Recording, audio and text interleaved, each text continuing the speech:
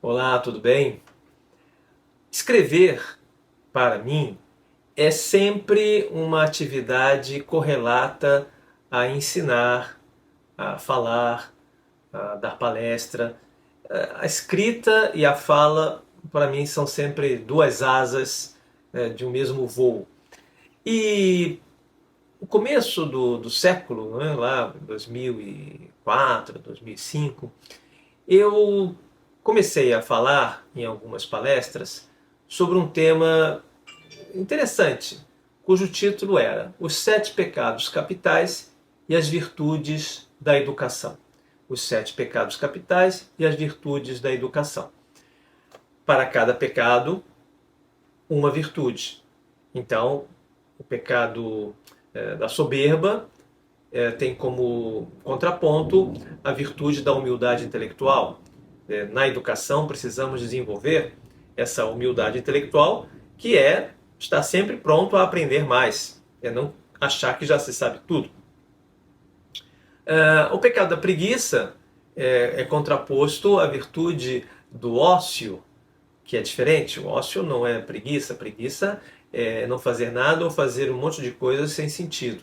O ócio é ter um momento adequado para fazer aquilo que é essencial, ter uma visão do nosso tempo útil, do nosso tempo de trabalho mais equilibrado, em que nós não somos atropelados pela ânsia de fazer, mas temos os nossos momentos de contemplação, de meditação, de leitura, de aproveitamento das oportunidades que as nossas 24 horas diárias nos dão. E assim, cada pecado tem a sua virtude. E esta palestra, que eu comecei a ministrar em 2003, 2004, 2005, tornou-se um livro em 2007 por uma editora chamada Vieira e Lente, do Rio de Janeiro. Esse aqui é o livro, está esgotado. E depois disso, lá para 2014, eu fiz uma segunda edição, revisei, e Os Sete Pecados Capitais e as Virtudes da Educação saíram por uma editora de São Paulo chamada Factash.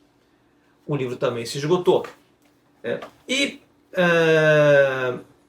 por que eu estou falando dessa experiência? Porque agora eu entrei numa outra etapa em que eu pretendo lançar uma terceira edição desse livro, mas fazer uma experiência semelhante com um outro tema que também está agora sendo bastante solicitado nas formações docentes, que é o tema, tem como título, né, Educar é cuidar de si para cuidar dos outros. Este tema ainda não é livro, vai virar livro, tal como os Sete Pecados se tornaram um livro. E qual é a essência desse novo projeto, dessa palestra barra livro? Né? É uma ideia simples, uma ideia que qualquer um pode considerar válida, né? Até de senso comum, que nós não conseguimos cuidar dos outros se nós estamos mal. Uma pessoa que está com problemas de saúde, ela vai ter muita dificuldade de cuidar da saúde dos outros. Uma pessoa que está confusa vai ter muita dificuldade para esclarecer alguma coisa para os outros, de modo que os professores precisam, antes de mais nada, praticar o autocuidado. E esse autocuidado tem pelo menos 5 dimensões que eu queria rapidamente apresentar para vocês, como uma forma também de eu já ir pensando nos capítulos do livro que pretendo escrever em breve. Né? A primeira dimensão do autocuidado é o cuidado com as coisas que nós temos. O cuidado com as coisas. O cuidado com as nossas roupas, o cuidado com os objetos de trabalho que nós temos, o cuidado com os livros, o cuidado com o carro, o cuidado com a nossa mesa de trabalho. Como é que nós cuidamos das nossas coisas? Que, na verdade, são coisas que estão ligadas à nossa vida e que interferem também no nosso dia a dia, no nosso cotidiano, no nosso trabalho. Se eu, por exemplo, não sei onde eu guardo os meus documentos, onde eu guardo as minhas coisas, onde eu guardo os meus livros, onde estão papéis importantes, eu perco também tempo e perco objetividade e perco oportunidades e perco eficiência. Portanto, cuidar das minhas coisas é cuidar de mim. Arrumar a minha mesa, não de uma maneira obcecada, né? Mas de uma maneira tal que eu possa me localizar, porque aquela minha mesa de trabalho é um instrumento de trabalho.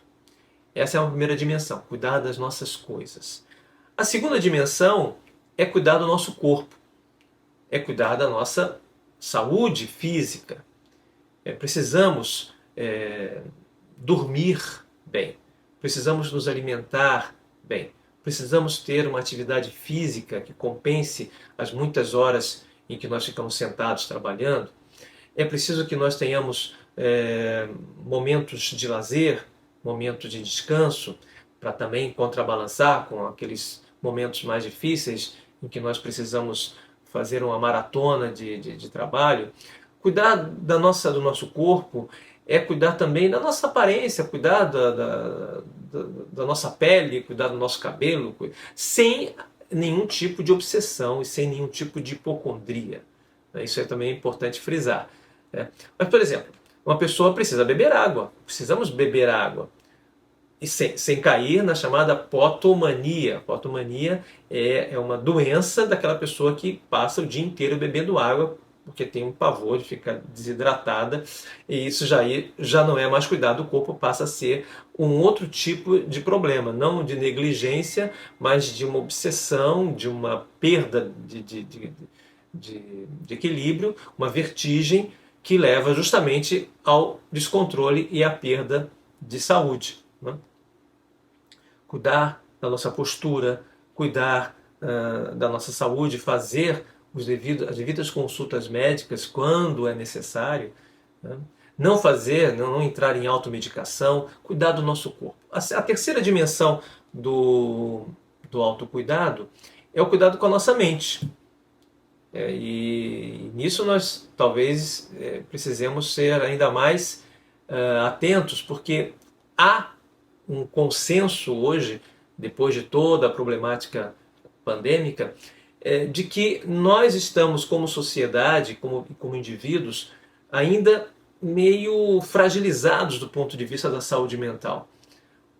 Toda aquela circunstância de exceção, de medo, de isolamento social, e isso afetou tanto, né, a nossa vida nas escolas, nos deixou um pouquinho confusos, há um déficit de atenção muito grande, há uma certa zonzeira geral e cada um vai falar por conta própria. Eu, nas minhas andanças e nas minhas pesquisas, observo que sim, muitos serviços em lojas, mesmo pela internet ou numa farmácia, muitos serviços estão prejudicados porque muitas pessoas ainda estão um tanto afetadas.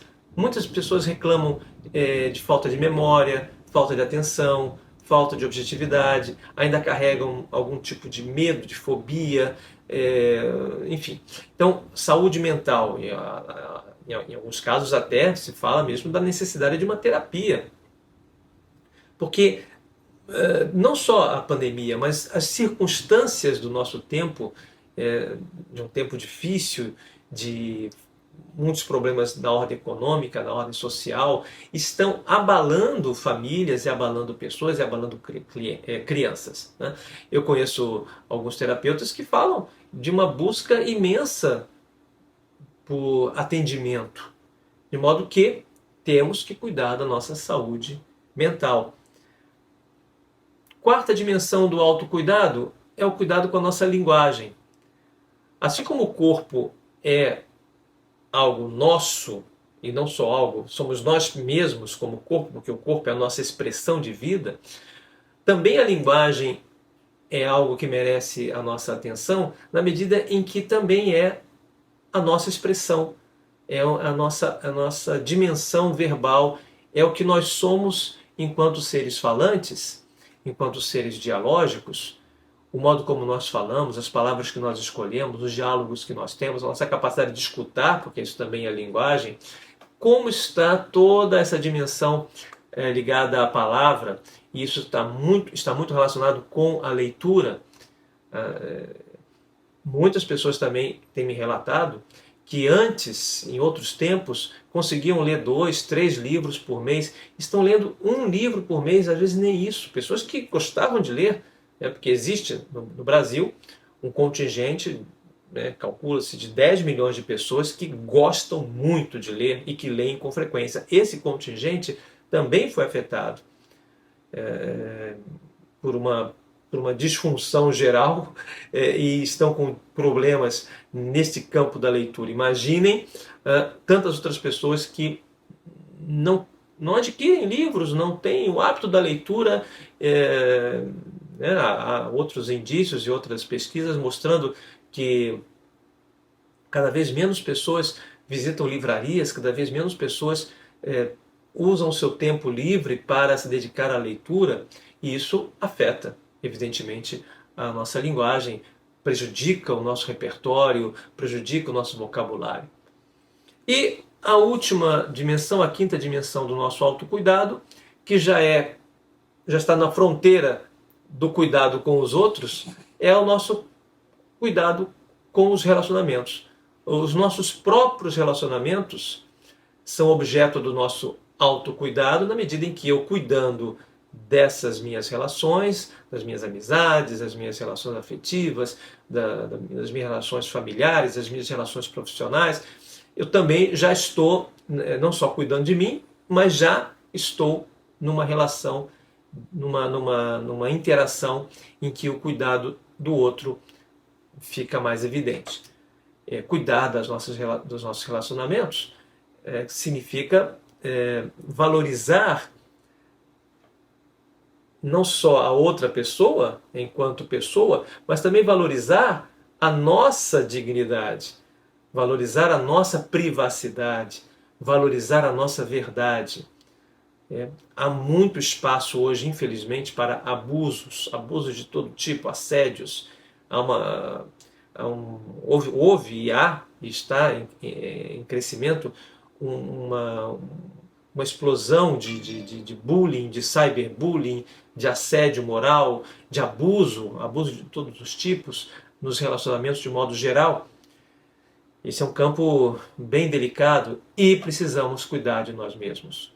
Cuidar de nós mesmos no sentido de preservar a nossa dignidade, preservar a nossa personalidade, preservar o nosso campo nosso sistema de valores pessoal e, ao mesmo tempo, saber interagir com os demais e estabelecer os devidos limites e os devidos avanços para que essas relações possam acontecer sem que ninguém saia machucado, sem que ninguém saia ferido, sem que ninguém se sinta diminuído nessas relações.